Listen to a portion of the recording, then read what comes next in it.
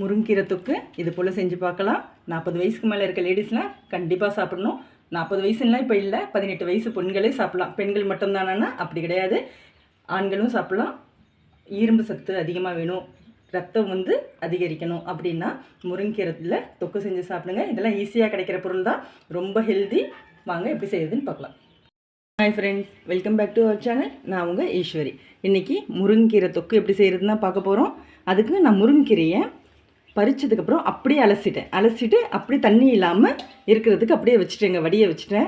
ஏன்னா இது ஈரம் பண்ணி அப்புறம் அலசிட்டு போட்டோன்னாக்கா வதக்குறப்போ தண்ணியாகவே விடும், அது தேவையில்லை. அதனால் நம்ம இப்படி செஞ்சுக்கலாம். முருங்கீரையை உருவுறப்போ இப்படி உருவிக்கலாம். இந்த மெயின் இது மட்டும் போனால் போதும். இதில் இருக்க இந்த கிளையில் இருக்க இந்த காம்புலாம் ரொம்ப சத்துங்க, அதை நம்ம போடக்கூடாது, கீழே போடக்கூடாது. இப்போ அந்த மெயின் காம்பு இருக்கு இல்லையா, அது மட்டும்தான் போகணும். இந்த சின்ன சின்ன காம்பு இருக்கு இல்லையா, இதெல்லாம் நம்ம உருவ வேண்டாம். இந்த காம்புலாம் ரொம்ப சத்தானது. நீங்கள் பார்த்துருக்கலாம், நம்ம வீட்டில் பாட்டியோ அம்மாவோ முருங்கீரை உருவுறப்போ மெயினான அந்த காம்பு மட்டும் தான் உருவாங்க. இந்த கிளை காம்பில் இருக்க இதெல்லாம் உருவ மாட்டாங்க. அதெல்லாம் என்ன பண்ணுவாங்கன்னா இப்படி பிடிச்சி இப்படி பண்ணுவாங்க. அப்போ அந்த காம்பு விட்டுடும், ஏன்னா அது அவ்வளோ சத்து. அதனால் அப்படி தான் செய்வாங்க. இது போல் உருவி வச்சுக்கலாம். இது எப்படி செய்கிறது நம்ம வீடியோக்குள்ள போய் பார்க்கலாம் வாங்க. இப்போ இந்த தொக்கு செய்கிறதுக்கு சின்ன எலுமிச்சம்பழம் அளவுக்கு புளி, ஒரு 7 மிளகா, கொஞ்சோண்டு அரை ஸ்பூனுக்கும் கொஞ்சம் கம்மியாக வெந்தயம், 1 ஸ்பூனுக்கும் கொஞ்சம் கம்மியாக சீரகம், மிளகு அரை ஸ்பூனு, மல்லியும் அரை ஸ்பூன் தான்.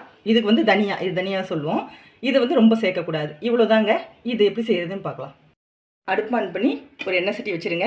எந்த எண்ணெயும் சேர்க்காம நம்ம எடுத்து வச்சுருக்க மிளகா, ஃபஸ்ட்டு மிளகாவை போட்டு வறுத்துப்போம். அப்புறம் மிச்சம் எல்லாத்தையும் ஒன்றா போட்டு வறுத்துக்கலாம். இது கொஞ்சம் வறுபட்டவனே எடுத்துடலாம். இது இப்போ வறுபட்டுடுச்சு, எடுத்துடலாம். இப்போ புளியை தவிர்த்து மிளகு, சீரகம், வெந்தயம், மல்லி இது எல்லாத்தையும் வறுத்துக்கலாம். இதெல்லாம் பொரியணும்.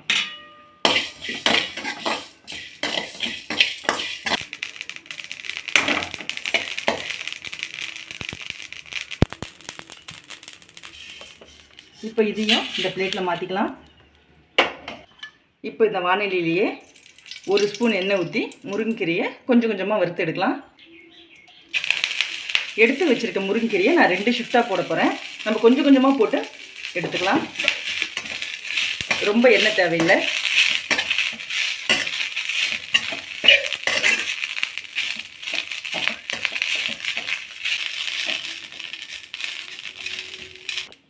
அவ்வளோதாங்க.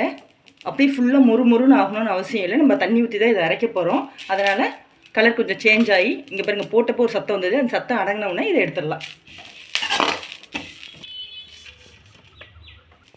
மிச்சம் இருக்க கீரையும் இது போலேயே நம்ம வறுத்து எடுத்துக்கலாம். இதையும் எடுத்துக்கலாம். பச்சை வாசனை போகிற அளவுக்கு வறுத்தா போதும். இப்போ இந்த சட்டி சூடாக இருக்கும் இல்லையா, அதுலேயே இந்த புளியை கொஞ்சம் போட்டு அப்படியே வறுத்துக்கலாம்.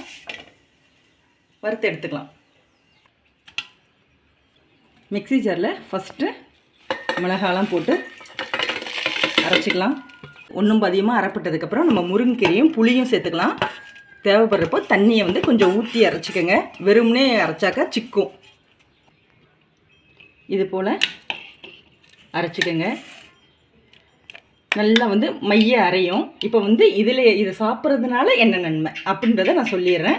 நீங்கள் ஹீமோக்ளோபின் லெவல் கம்மியாக இருக்கும். 6 புள்ளி 7 புள்ளி அவ்வளோதான் இருக்குது. ரத்த சோகமாக இருக்குது, உடம்பே தெம்பு இல்லை, நடக்கிறப்போ உங்களுக்கே தெரியும் மரமரன்னு இருக்குது. அது எப்படி சொல்லுவாங்க, முள்ளு குத்துறா போல் இருக்கும். இது போல் இருக்கிறவங்களாம் இதை ட்ரை பண்ணி பாருங்கள்.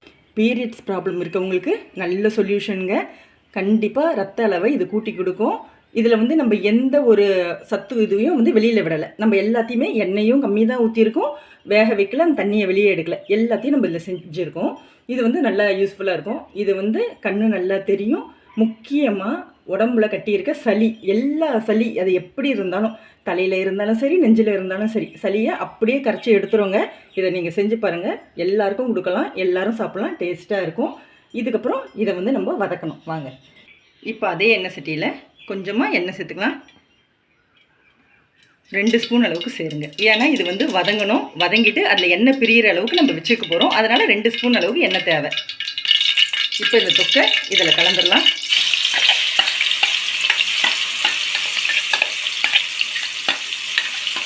இப்போ மிக்ஸியை கழுவி கொஞ்சமாக தண்ணி அதில் சேர்த்துடலாம். கொஞ்சம் போல் தண்ணியை சேருங்க. இப்போ இதை நல்லா வதக்கி விடலாம்.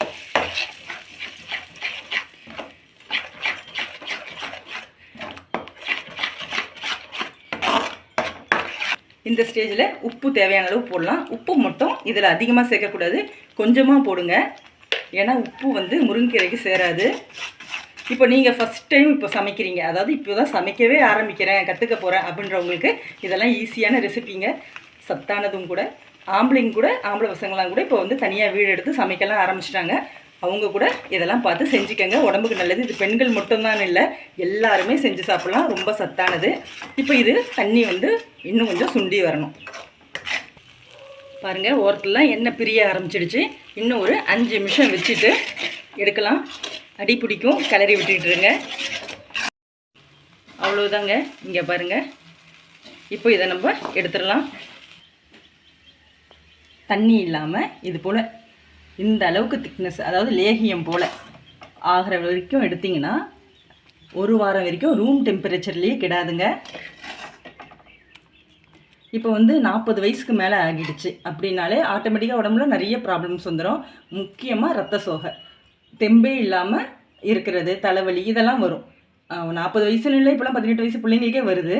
இப்போ இதெல்லாம் வந்து தீர்க்கிறதுக்கு முருங்கீரை தொக்கெல்லாம் செஞ்சு கொடுக்கலாம். ரொம்ப ஹெல்தி தான். உங்களுக்கு பிடிச்சிருந்தா லைக் பண்ணுங்கள், ஷேர் பண்ணுங்கள், கமெண்ட் பண்ணுங்கள். மறக்காமல் நம்ம சேனலை சப்ஸ்கிரைப் பண்ணுங்கள். Bye friends.